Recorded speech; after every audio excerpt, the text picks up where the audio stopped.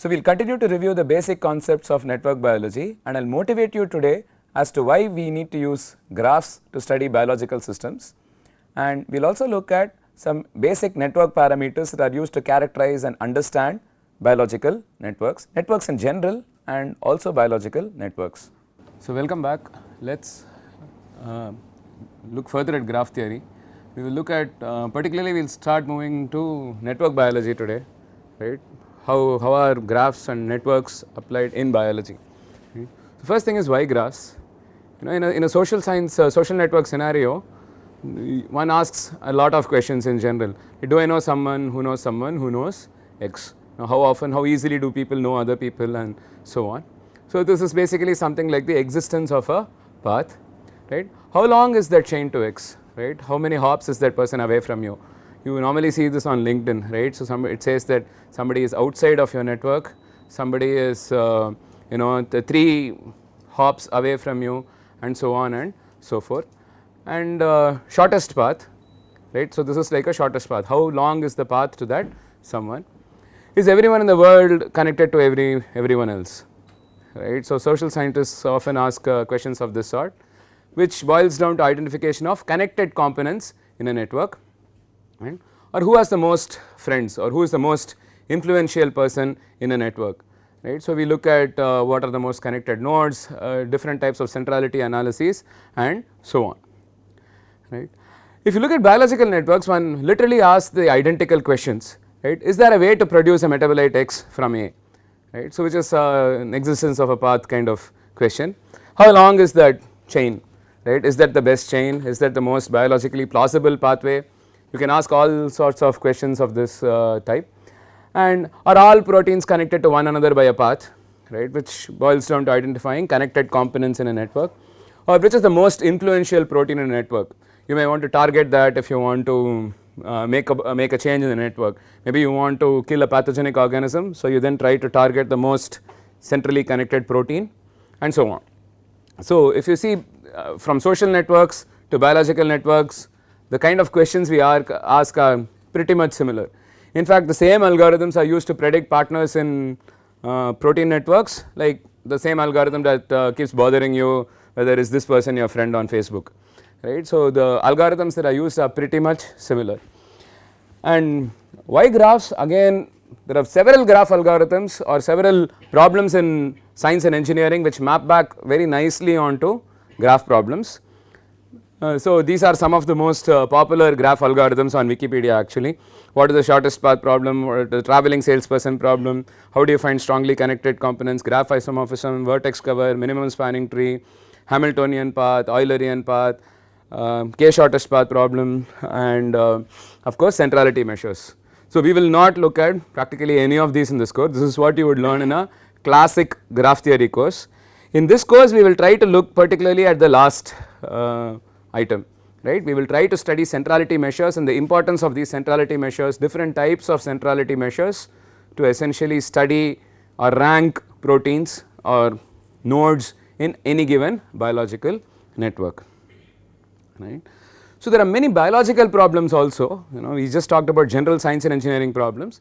There are many biological problems that map back onto graphs, like pathfinding in metabolic networks, identifying the most central important proteins in a protein interaction network, clustering of proteins, identifying communities, groups of proteins and so on. And of course, in computational biology, this is slightly outside the ambit of this course of computational systems biology, but how do you assemble reads from a next generation sequencer or chemoinformatics problems and so on, right. You can consider, as we were briefly talking about in a previous class, you can even treat a single molecule as a graph and then look at how different molecules can react with one another and so on, just using graph theory. So, we now switch to network biology, and basically we have to understand a lot of concepts with relation to network biology. So, what are these concepts, right. So, first is the concept of I think you all understand the concept of a node and an edge weight, right. The immediate next question to ask is, what is density?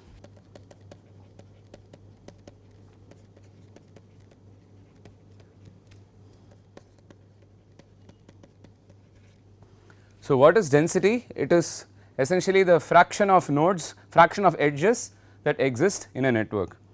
So, if you have,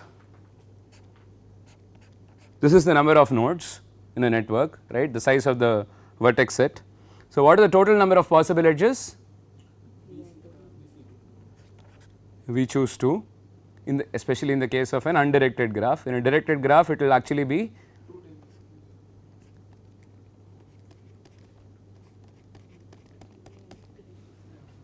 right, and the numerator is,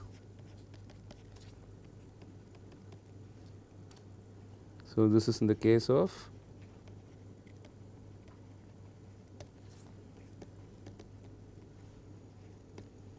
directed, right. The next concept is that of degree. What is degree? It is the number of neighbors of any particular node, right. So, here you would just say it is some value k, and here you will say it is k equals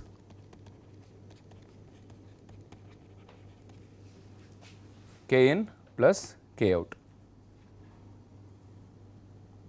right. You can separate the number of incoming edges and the number of outgoing edges, right, and totally you call it degree. So, if you were to think of the adjacency matrix, how would you compute degree in an adjacency matrix? Just row sums, just do row sums or column sums. They would be the same in case of an undirected graph, right, assuming you have a full representation and not just the upper triangular representation. And in a directed graph, you can get k in and k out by summing the rows or columns appropriately. So, that is the concept of degree. Degree is actually one of the most important, surprisingly the most important property of the network. I mean, maybe not surprisingly, it is one of the simplest properties and also turns out to be one of the most useful properties, especially in relation to biology, as we will see very shortly. Then there is this notion of shortest path. What is the shortest path in a network? So, it is that path of either lowest weight or lowest number of edges between any 2 points, right, such that there is no other path that is shorter than it, right. So, you can't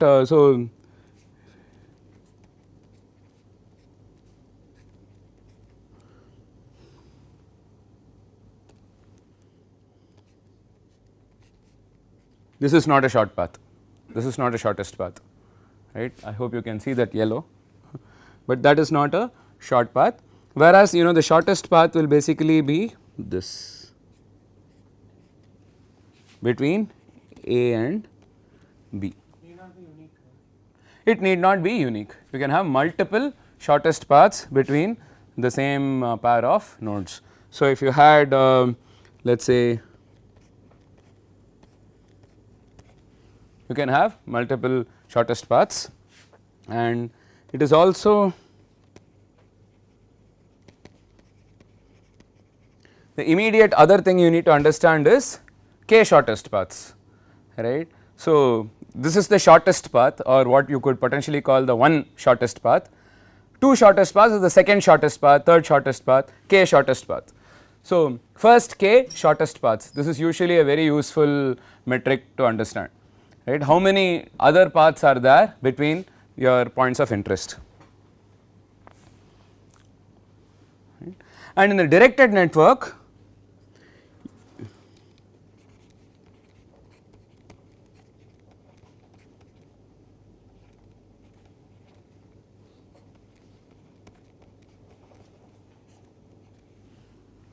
you have a path from A to B,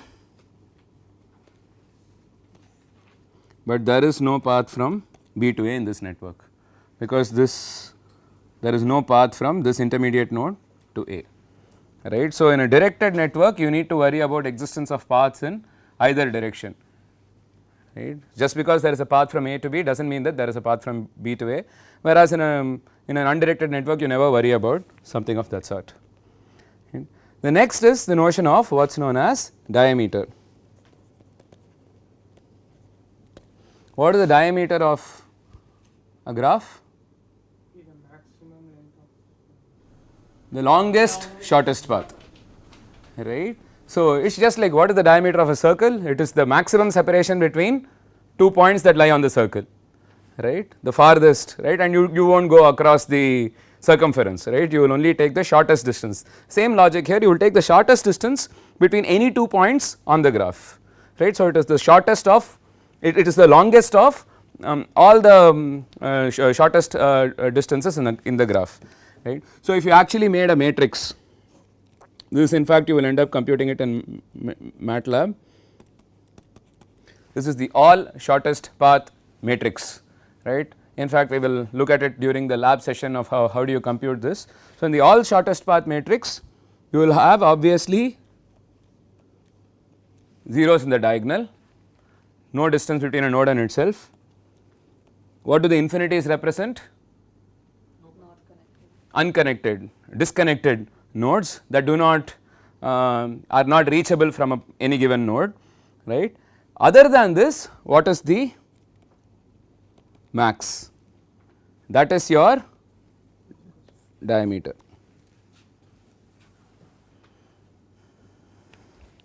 right. So, then there is this notion of characteristic path length.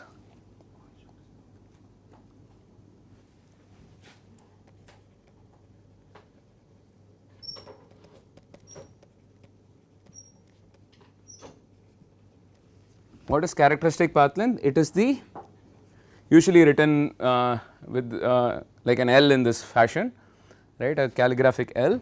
It is the average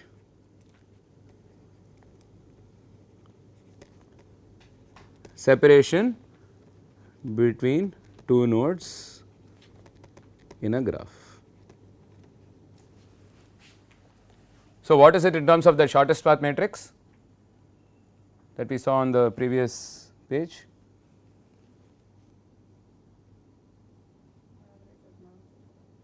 Average of non-zero non-infinity elements.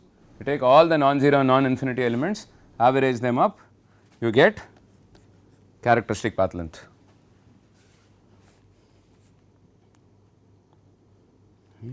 Then comes the second most important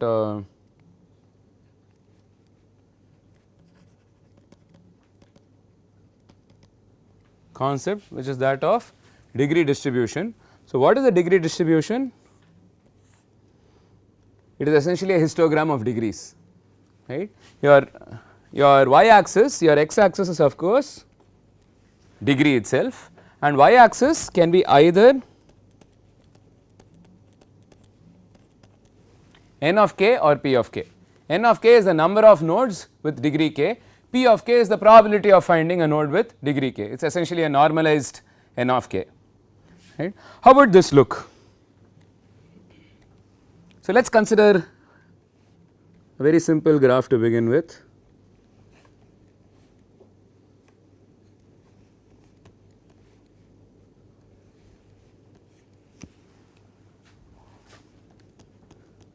What are the number of vertices? 5. Number of edges?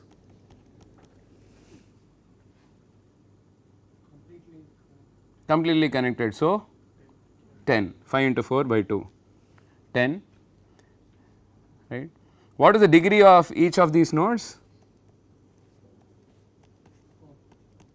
4. So, what does the degree distribution look like?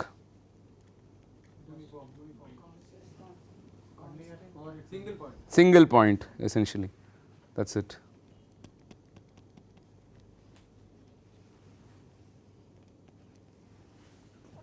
This is the degree distribution, right, but you can have different types of degree distributions for different networks. So, it is not uncommon to find degree distributions like this or like this or any other kind of degree distribution. So, you can find different kinds of degree distributions in different networks. So, this becomes an important quantity or an important way to classify different networks. Right? How does the degree distribution look like? So, I can group networks based on their degree distribution. Does it have this kind of a degree distribution, then I will call it some kind of a network. Does it have this kind of a degree distribution, I will call it another kind of network. So, what would you call a network that has a degree distribution that looks like this? this this one. So, just it is essentially empty with one point where with all the another synonym for uniform, regular, right. A regular graph is a graph where your all nodes are somewhat identical. Strongly connected need not be. So well, yeah. So first of all, this is not a directed graph, so you needn't bring in the concept of strongly connected. So is this a regular graph? Yes, yes, right. So a regular graph is a graph in which you can basically all nodes have the same degree and so on. Right. So that is another useful concept to have. So degree distribution is really an important concept. We will discuss it in much greater depth when we look at different types of topologies. The other very useful measure is something known as clustering coefficient.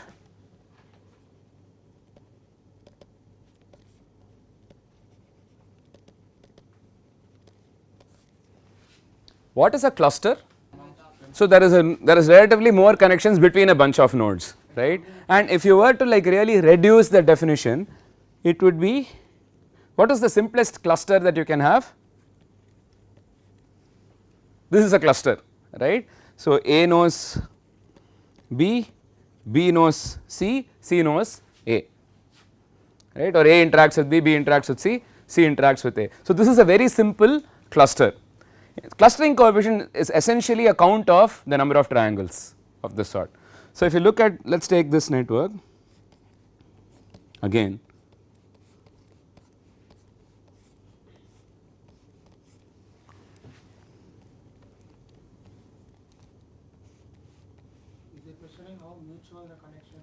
So clustering coefficient is also described as, what is a clique?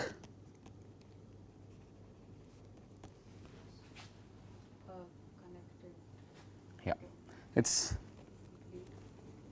the same as a complete graph, or rather a complete subgraph, right. For example,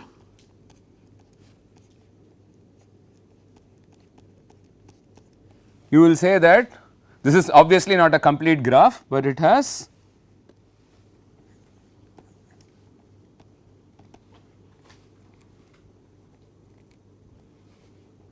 two cliques,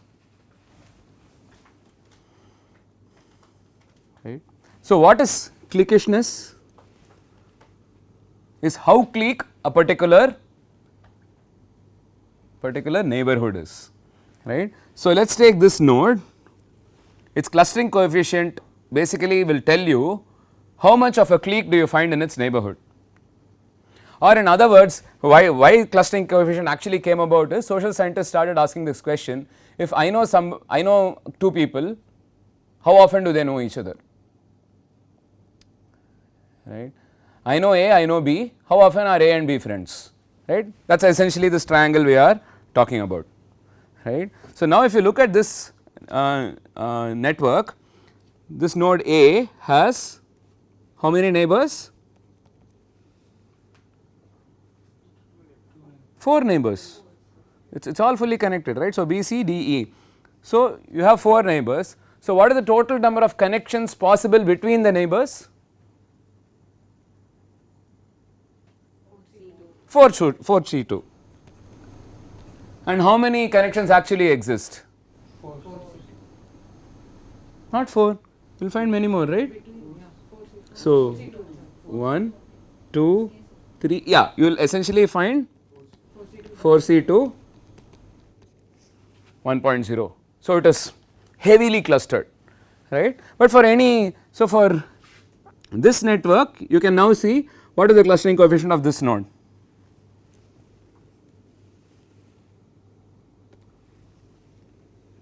What is the clustering coefficient of this node that I have circled? How many neighbors does it have? 3. So, the denominator is 3 choose 2, numerator is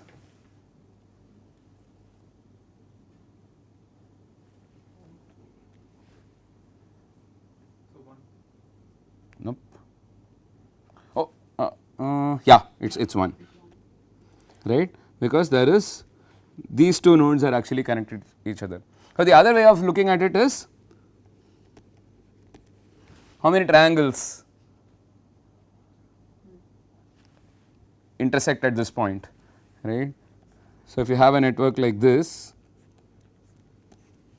you will find that there are 3 triangles, right, and this is actually a complete node. So, you will say 3 by 3 choose 2 equals 1.0 again.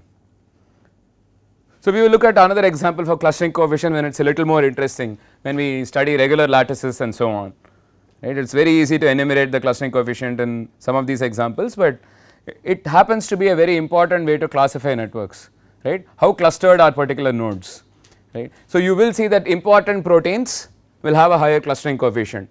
They have, so you will find that there are pathways, right, pathways you can imagine may form some sort of cliques in a protein interaction network. Yes? Sir, it's a characteristic of nodes or networks. Very good question. We will actually come back to that in a moment, right. Once we finish that entire slide, I will come back to discussing about every single metric that we have talked about, whether it corresponds to nodes or networks.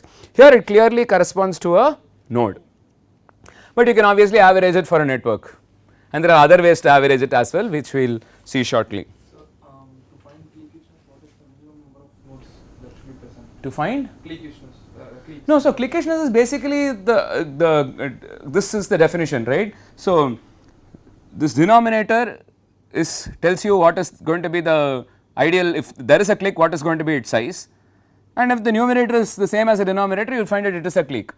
So, No, in that case there are 2 cliques. So how will we get that by formula?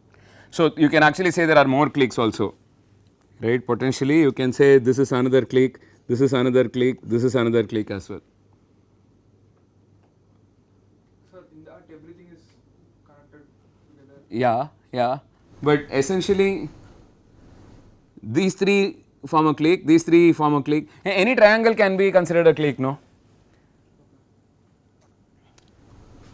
So it's basically what you would call a complete graph of size 3. You can also look for complete graphs of size 4, size 5 and so on, right. You will probably get a little more understanding of this when we look at motifs in networks, which is a couple of lectures down the line.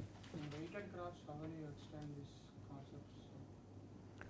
Of clustering, see it is still basically the same concept, no. In a weighted graph the notion of clustering does not really change, right, because you only look at how many nodes are connected to each other, you essentially ignore the weights. I am not sure if there is a weighted version of clustering coefficient, but there are weighted versions of some other centrality measures, but for clustering coefficient I am not really sure, I will have to check. In directed graphs you can extend the same logic essentially, right. So, how many connections, you can look at connections in one direction, but usually clustering coefficients make a lot of sense for undirected graphs, but I am sure there is you can extend it to directed graphs as well.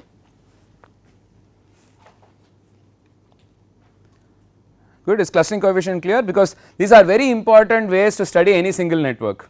These are the first things you would do when you get a new biological network. You first compute the degrees of every single node, you then compute the degree distribution, you then compute the clustering coefficient of every single node, then you maybe look at a distribution of clustering coefficients and so on and so forth. What is the characteristic path length, what is the average separation between any 2 nodes on my graph, so on and so forth. In today's video, I hope I motivated why we need to use graphs to study biological systems, and we also looked at some basic network parameters. In the next video, we will move on to more interesting and more complex network parameters, particularly looking at centrality measures such as closeness and betweenness centrality.